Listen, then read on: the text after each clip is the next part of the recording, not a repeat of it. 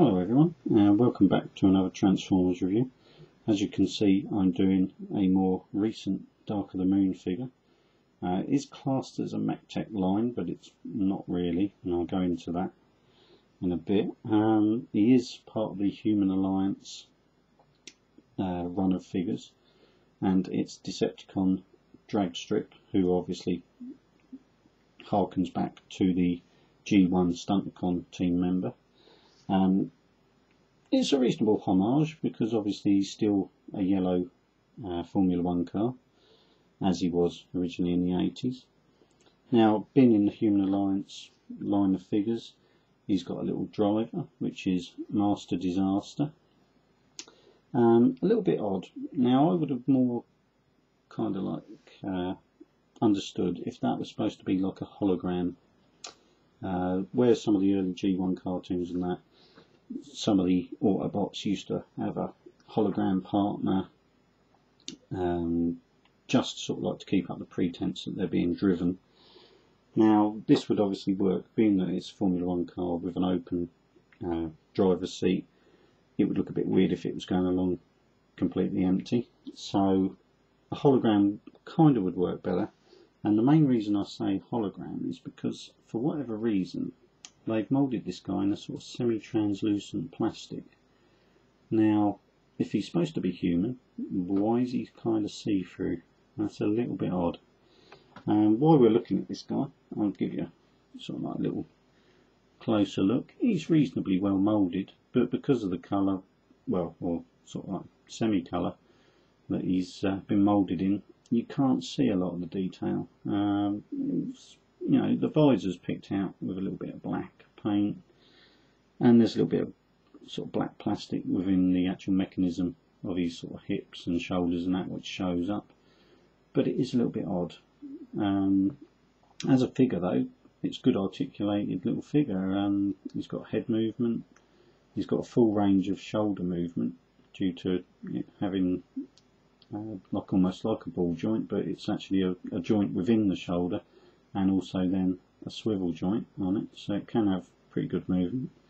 Nothing at the elbow, but it does have hip and knee articulation, so you could pretty much say, although he's small, he's pretty much along the lines of one of the G.I. Joe sort of figures back in the 80s with the articulation. The only difference obviously is, like I say, is with the elbow.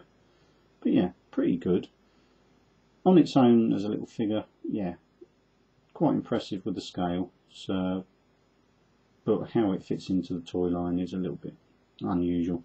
I can understand the Human Alliance side of the Autobots, but yeah, with the Decepticons, you know, they used humans, but they didn't really pair up with them. The only sort of pairing of any kind of humanoid figure was the Headmasters and Target Masters back in the later end of the 80s, and that was more out of necessity rather than wanting to be a team, you know, working together.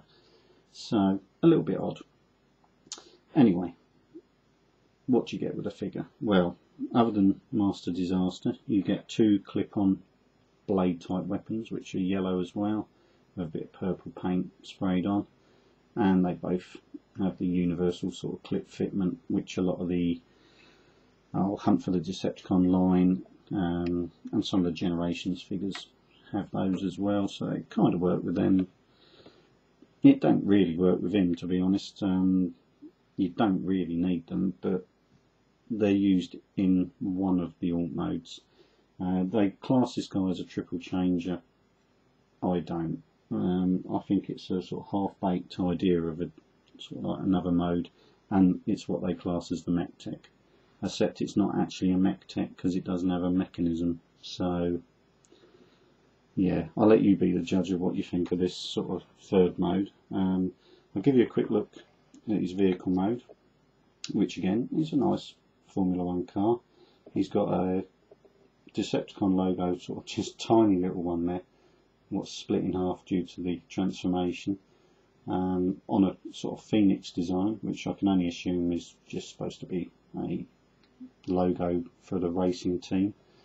He's got it on the side there as well, the little Phoenix, but they didn't bother printing it on that side, which I'm not sure if that's a mistake on this one or they just couldn't be bothered to do it on both sides. A little bit odd as well. Moulding details are reasonable, but being a Formula 1 car, it's pretty streamlined, so there isn't a lot of moulding. He does have a little steering wheel, and Master Disaster can actually sit in there, and they do have a little peg there what's supposed to go into his back. Now I'll show you him in there. It kind of works and it doesn't work for a couple of different reasons. You can get him in, but his arms kind of want to push the sides of the car apart.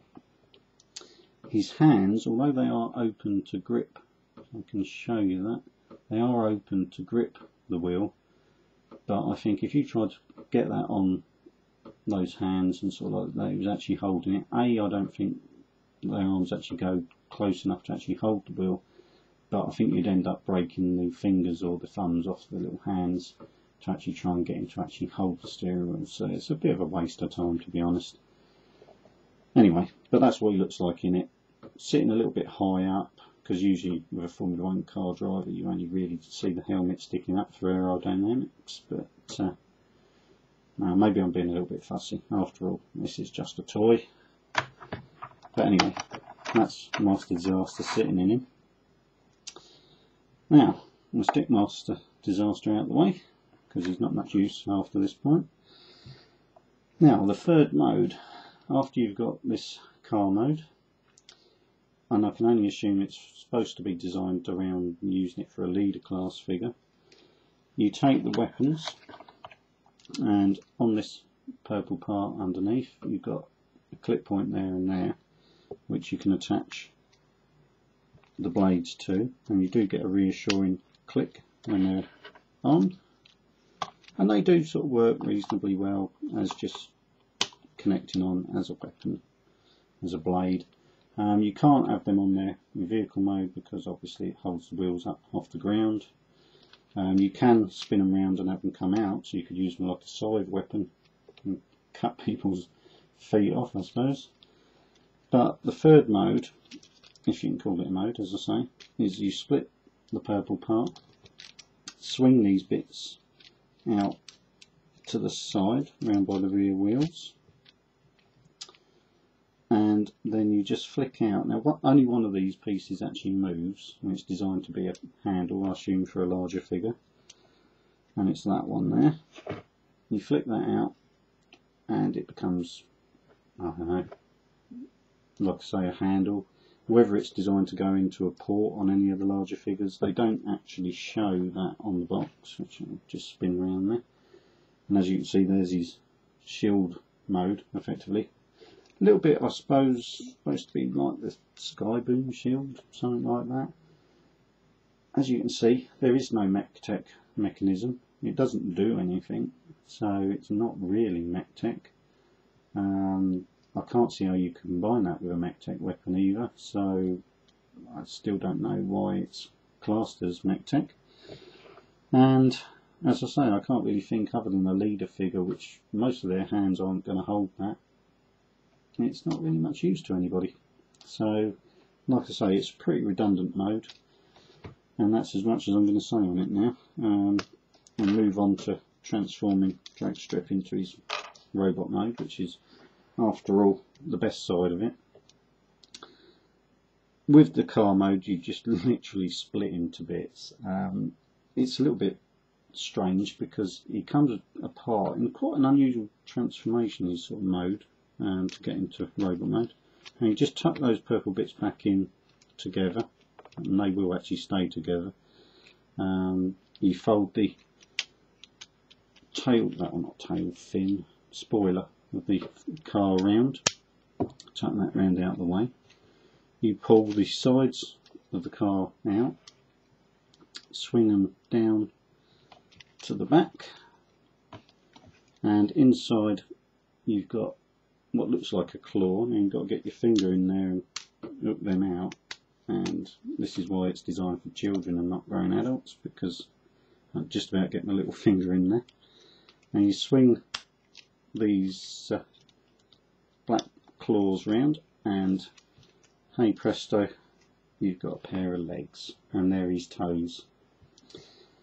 It sort of works, it's reasonable enough, and they give him a reasonable bit of stability. They're sort of reasonably tight enough that they don't flap around.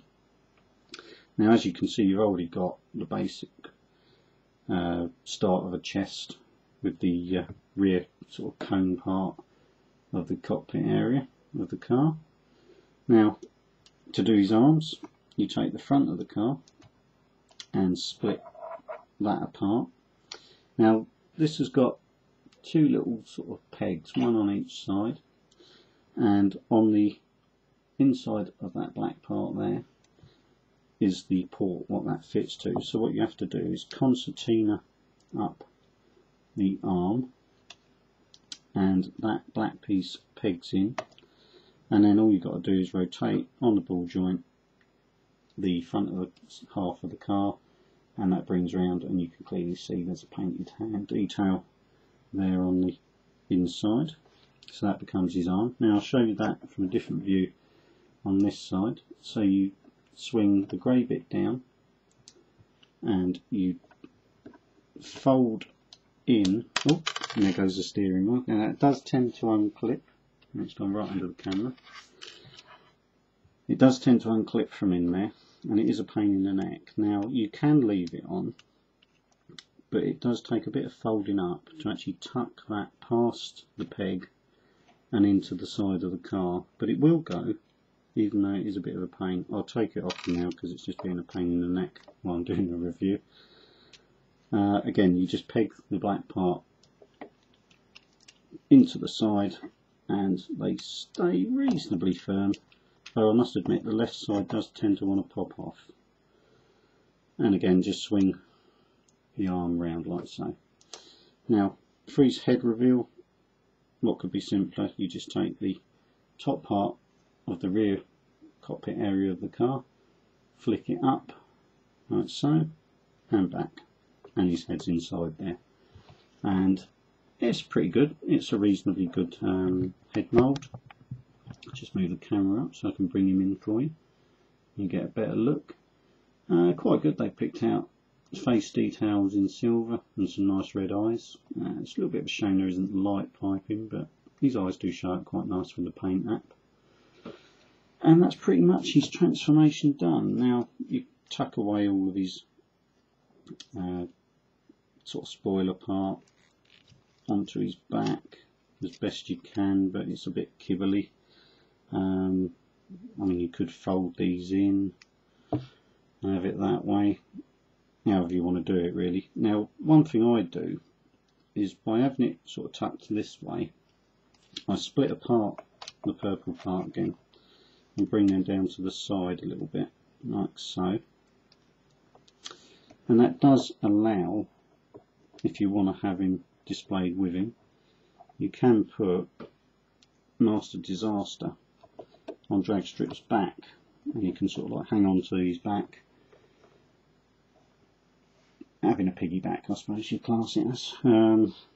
It kind of, well, it allows you to display them both together in robot mode, but it's not exactly where you get some of the other Human Alliance where there's like some kind of place where they can sit and sort of like use a weapon themselves.